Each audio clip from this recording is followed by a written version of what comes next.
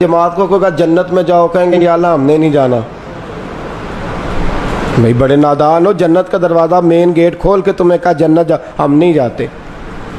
بھائی دروازہ کھول گیا جنت میں چلے جاؤ، ہم نے نہیں جانا، تم نے کیوں نہیں جانا؟ یا اللہ پہلے انہیں بلا جو ہمارے ساتھ نمازیں پڑھا کرتے تھے، یا اللہ پہلے انہیں بلا جو ہمارے ساتھ درس میں جایا کرتے تھے، یا اللہ انہیں بلا جو میرے ساتھ والی سیٹ پہ دائیں بیٹھا ہوتا تھا، اسے بلا جو بائیں بیٹھا ہوتا تھا، اسے بلا جو آگے پیچھے ہوتا تھا۔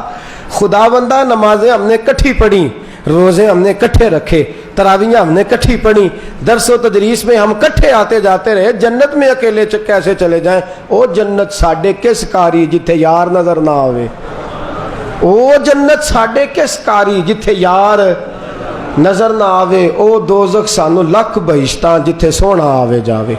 تو فرمایا ساتھیوں سے کروٹ کے تھوڑی دیر کا بھی کوئی ساتھی ہو نا، وہ سفر کا ہی کیوں نہ ہو۔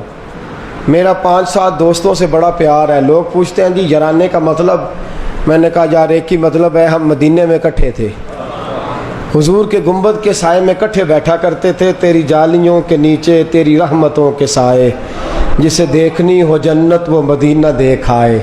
تو وہاں اکٹھے تھے، تو اس لیے یارانہ بڑھ گیا ہے، محبت زیادہ ہو گئی ہے، وہ پیار جو ہے وہ یوں لگتا ہے کہ جیسے کبھی نہ بھولنے والا پیار ہے۔ تو جو تیرے ساتھی ہیں، جو تیرے ساتھ رہنے والے ہیں، پیار کرنے والے ہیں، محبت کرنے والے ہیں، تو مہربانی کرنا تو بھی ان کے ساتھ پیار۔ چل تقریر تو بیٹھ کے سننے دینا، نماز پڑھتے وقت بیچارہ پیچھے چلا جائے گا، اتنا تو پیار کر لینا، ٹھیک ہے تو ہی یہاں نماز پڑھ لینا، لیکن ہم یہ اتنا اظہار کرنے کو بھی تیار۔ وصاحب بالجم، اور پھر فرمایا وابن السبیل، اور جو اللہ کی راہ میں ہیں، مسافروں سے بھی حسن سلوک کر، اور مہمانوں سے بھی۔ جی کن سے؟ بھائی جان السلام علیکم، ٹیلی فون کے بھائی جان میں آ رہا ہوں، آپ کدھر ہیں؟ اے سی والے کمرے میں گھر بیٹھا، کہتا میں تو گھر کو نہیں، مہمان آ رہا ہے نا۔ سبحان اللہ، مہمان۔ اچھا ایک میں بات آپ کو سنانے لگا ہوں، امام غزالی رحمۃ اللہ علیہ فرماتے ہیں اگر تیرے گھر سے مہمان ایک لقمہ کھا کے گیا تو اللہ 111 گنا برکت عطا فرمائے گا۔ اے ان صاحب نہ کرن لا پیا جی موبائل کٹ کے، گھر جا کے کریا جی کنے بندے نے، ایک لقمہ کھایا تو کتنا گنا ملے گا؟ سارے بولیے۔ بیٹی آ گئی، اس نے بھائی کو فون کیا، کہتی ہے بھائی جان بچے کہتے ہیں ماموں کے گھر جا کے رہنا، چھٹیاں ہیں۔ تو ماموں کہتا ہے میں نے تو گھر مستری لگائے ہوئے ہیں، تو میں نے تو کل ٹھیکہ کر لیا، تو نہ آنا میری بہن، میں نا خود تجھے لے آؤں گا، 2-4 دن ٹھہر جا۔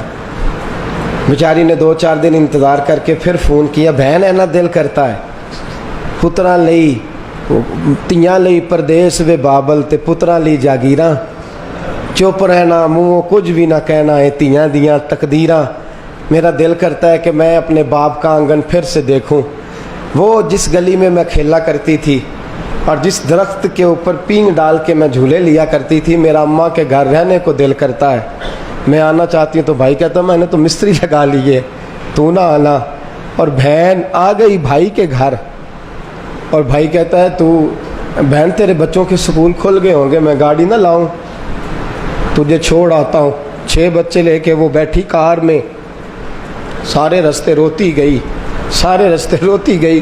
خامد کا تو مہینہ رہنے گئی تھی، واپس آ گئی، کہنے لگی نہیں میرا بھائی تو ضد کر رہا تھا تو نہ جا، بھابھی نے کئی دفعہ کہا ہے تو نہ جا، لیکن میرے پاس ہے، میں کیا کرتی، اس لیے میں آ گئی ہوں، اس لیے آ گئی ہوں کہ ان کے گھر میں نا بچے تنگ کرتے تھے، شرارتیں زیادہ ہوتی تھی، گرمی زیادہ لگتی تھی، تو میں لوٹ آئی ہوں۔ مہمان آیا رحمت لے کے، کرم لے کے، عطا لے کے، مہربانی لے کے، لیکن ہم نے کیا رزلٹ نکالا؟ ہم نے کہا کہ تو واپس جا۔ تو عزیز دوستو، اس قدر تکلیف کا عالم ہے، اس قدر درد کی بات ہے، اس قدر دکھڑے کی بات ہے، اس قدر زیادتی۔ اور بھابھی بھی سوچے کہ اگر وہ آج اس گھر کی ملکہ نہیں تو کبھی اس گھر کی آنگن کی وہی شہزادی ہوتی تھی، اس کے لب ہلتے تھے تو باپ کا کلیجہ مچل پڑتا تھا، جو بیٹی کہے گی ویسے ہی کروں گا۔ تو آج تو یہاں اسے چند گھڑیاں بھی گزارنے نہیں دیتی۔ دوستو یاد رکھیں، اور وہی بھابھی جب اپنے میں کے جائے گی تو اگر یہاں اچھا سلوک کرے گی تو وہاں اس کے ساتھ بھی اچھا سلوک ہوگا۔ تو جو مسافر آئے، جو تیرے گھر 4 دن رہنے آئے، جو تیرے گھر وقت گزارنے آئے، جو تیرے گھر میں ٹھہرنے آئے، شکر کر خدا کا کہ تیرے گھر کوئی آیا ہے، شکر کر اللہ کا کوئی مہمان بن کے تیرے گھر آیا تو صحیح۔ عزیز دوستو، حضرت ابراہیم خلیل اللہ علیہ السلام نے نا روڈ کے اوپر مکان بنا لیا۔ تو آپ کے عزیز آپ سے پوچھنے لگے روڈ پہ مکان کیوں بنایا ہے؟ کہنے لگے مہمانوں کو آسانی ہوگی روٹی کھانے کی، مہمانوں کو۔ اور حضرت ابراہیم کا طریقہ تھا، سارا دن لنگر پکاتی 2 بیویاں آپ کی، اور سارا دن ہی مہمان کھاتے رہتے۔ مہمان تو رحمت ہے، وہ آیا ہے تو نصیبہ ساتھ لے کے آیا ہے۔ سارا دن قحط پڑ گیا فلسطین میں، کھانے کو کچھ نہ رہا۔ حضرت ابراہیم علیہ السلام نے اپنے دوست، مصر کا آپ کا ایک دوست تھا، اس کو پیغام بھیجا، اس کو کہا 10 بوریاں گندم ادھار دے دے، فلسطین میں دوبارہ سے خوشحالی آتی ہے تو واپس کر دوں گا۔ جب اس کے پاس 10 اونٹ بھیجے نا بوریاں رکھ کے، تو اس نے جواب میں 1 اونٹ روانہ کیا، کہا ابراہیم علیہ السلام سے جا کے کہیں کہ آپ کو چاہیے تو مل جائے گا، مہمانوں کے لیے کوئی نہیں، آپ کو چاہیے تو میں دے دوں گا، گھر کے لیے اہل خانہ کے لیے اناج اور گندم دے دیتا ہوں، گھر والوں کے مہمانوں کے لیے نہیں دے سکتا، 10 بوریاں نہیں 1-1.5 من مل جائے گی۔ حضرت ابراہیم نے جواب میں اپنے اس ملازم سے، خادم سے کہا کہ اسے جا کے کہنا کہ اگر مہمان نہیں کھائیں گے تو ابراہیم کے بچے بھی نہیں کھائیں گے، اگر مہمان روٹی نہیں کھائیں گے تو میری بیوی بھی نہیں کھائے گی۔